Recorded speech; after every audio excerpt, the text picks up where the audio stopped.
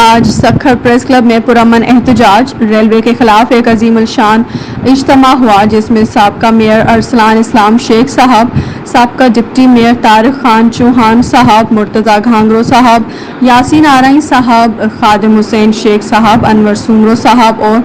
عزرا جمال صاحبہ، صنم صاحبہ، وکلاء برادری، سوشل ورکرز، میڈیا کے خواتین و حضرات اور ہزاروں کی تعداد میں متاثرین اور شہریوں نے شرکت کی اور اپنا علم و بغاوت بلند کیا اور ڈی ایس سکھر کے خلاف شدید ترین مذمت اور نعرے بازی کی، اور سب کا یہ موقف تھا کہ نالائق وزیر اعظم کی سرپرستی میں بجائے روزگار دینے کے